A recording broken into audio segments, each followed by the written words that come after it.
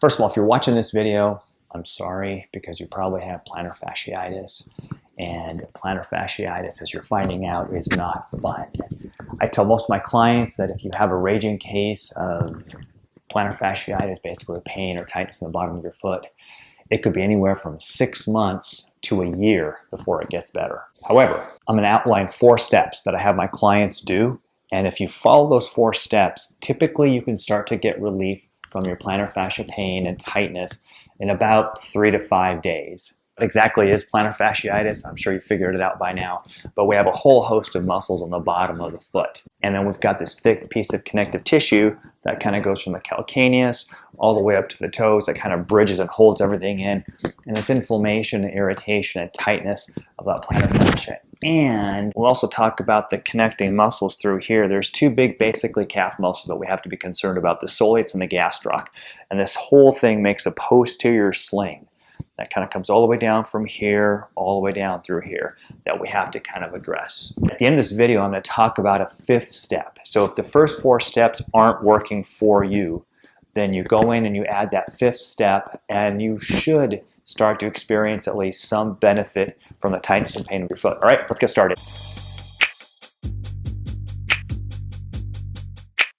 Hey everyone, Ed DeBoo, physical therapist from Integrated Physical Therapy in Bellingham, Washington. If this is your first video, welcome to the channel. If you are a repeat offender, welcome back. In this video, we're going to get right into 4 steps that are going to help you to alleviate some of the plantar fascia pain that you have. Now understand, plantar fascia discomfort can last 6 months up to a year. So be patient, but if you follow steps 1 through 4, you should start to get better, hopefully in anywhere from less than a week, 3 to 5 days, I usually tell my clients. And then if it's still not getting better and you're diligent with the program, you add step number 5, which we're going to talk about at the end, and that should get you going in the right direction. A very common symptom that we'll talk about first is pain in the bottom of the foot, or the inability to lay that foot flat after you've been sitting for a while or when you get up in the morning. So imagine here in this situation, it's going to be my right foot. You get up after you've been sitting for a while and you try to stand up, but you can't put your heel down. So the first few steps, you're almost walking on your toes until that tissue stretches a little bit and you're able to then put your heel down. Why does that happen? The reason why it's so difficult to get your heel down first thing in the morning or after you've been sitting for a while is because our foot just naturally drops down. So when I'm sleeping at night, my foot is actually down what we call a little bit of plantar flexion. And the reason is because the musculature of the gastroc, of the calf, and the tightness of the plantar fascia creates just a downward force of that foot. So imagine my foot's been in plantar flexion all night long. Everything here is already a little bit on the tight side. Now I go to try to stand up, and my foot has to come up at least to 90 degrees.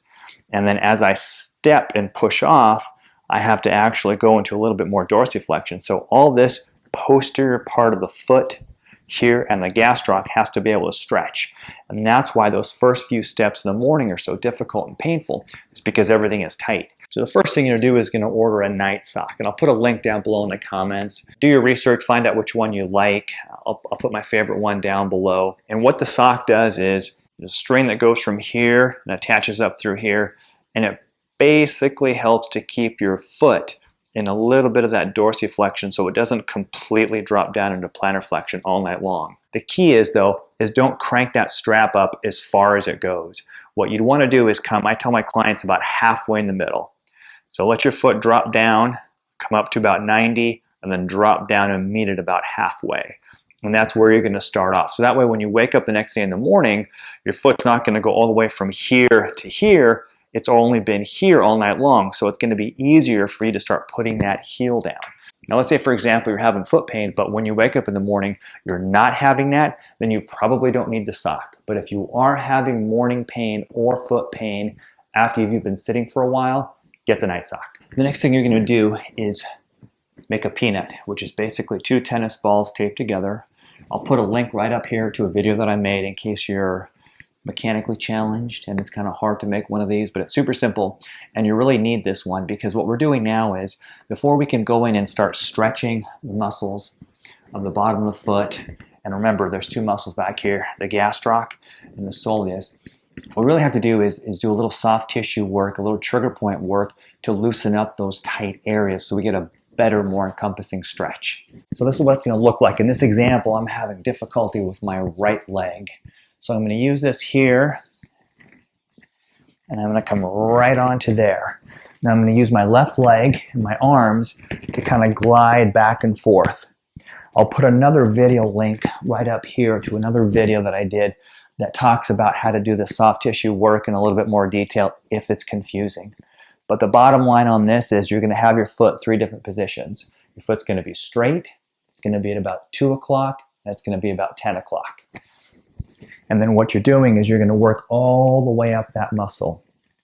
So I recommend first just starting down at the heel, seeing how things feel. If you want more weight, take your opposite leg and cross it over. Now you're going to get an arm workout, but now what I'm doing is putting a lot more pressure.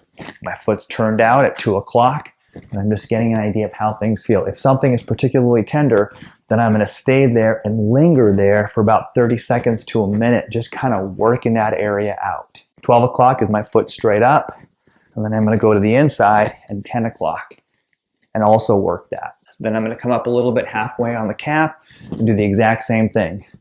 2 o'clock, 12 o'clock, 10 o'clock, and really work it. Once you start doing it, you'll get the idea, and there will be some really sore spots. And where it is sore, you really need to spend 30 to 60 seconds and kind of loosen that up a little bit. The reason why you don't want to spend more time is because you can irritate it, and you don't want to get it irritated. Now we're going to work the bottom of our foot, the musculature in the bottom of the foot. You need to get a lacrosse ball. Tennis balls don't really work that well. Lacrosse ball is going to be what you need.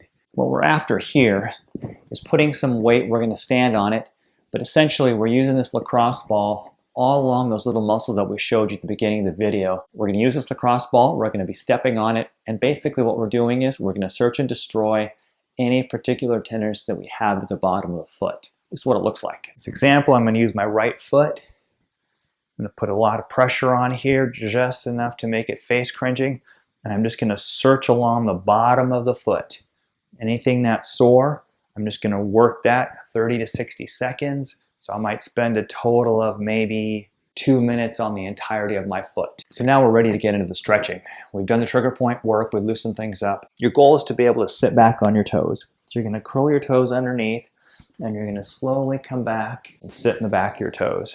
Now you should feel some pressure in the bottom of your foot, but you should not feel any tightness. If you do feel tightness, that means there's a lot of tightness there that you just need to work out. So that's going to be your ultimate goal. But let's say you can't do that. Let's say you've got stiffness of your foot or something like that. You can just literally grab your foot and try to start working on stretching out that plantar fascia. And what you can do as well is use your opposite thumb, kind of find out where you might be sore and pin that area down, and then use your toes.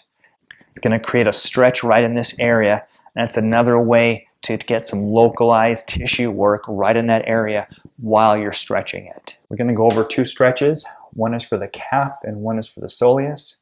The big key is that you want to try to keep your foot at 12 o'clock, not out to the side. You don't want your foot to collapse either, so make a little bit of an arch. Keep your foot at 12 o'clock and then just come forward until you get a nice stretch in the calf, which is going to be a little bit higher up. You're going to hold that stretch steady for about a 30-second count. Then you're going to back off. You're going to cheat that foot in a little bit. Make sure it's at 12 o'clock. Make an arch. Don't let your foot collapse. And then drop that knee down. And you're going to feel a stretch down a little bit lower in the soleus. So we have 2 different stretches. I'd hold each one for about 30 seconds and repeat it 2 to 3 times. If you're finding the video helpful, please consider giving it a thumbs up, subscribing, and turn on your notifications so that you never miss another one of my videos. So you're doing steps 1 through 4, and hopefully by now, after 3 to 5 days, you're starting to see some relief. If you are not seeing good relief, or maybe you are starting to see relief, but you want to expedite this whole healing process, I want you to check and mobilize the cuboid. We're looking for tenderness and restrictions of movement. This is the right foot. This big guy right here is the cuboid. And I'm going to put another video right up over here that describes how to identify and mobilize the cuboid. But it's really easy to find. You come to the outside of the foot, and you'll hit this little bump right here. And you come just to the inside, and that's the cuboid. Check the unaffected side and the affected side for tenderness and mobility. So you're literally going to do a pinch grab right on the cuboid, fairly firm, and you're going to mobilize that. And and see how that feels. Once again, don't worry, check out the video. I talk a lot more in detail about the cuboid if you find steps 1 through 4 aren't doing the trick. All right, guys, thanks for watching. If you have any questions, please leave them down below, and also give me some feedback. If you're having some plantar fascia pain and tightness, and after doing steps 1 through 4, 1 through 5, it's helping, please let me know. And if you haven't subscribed, please do so now, and good luck.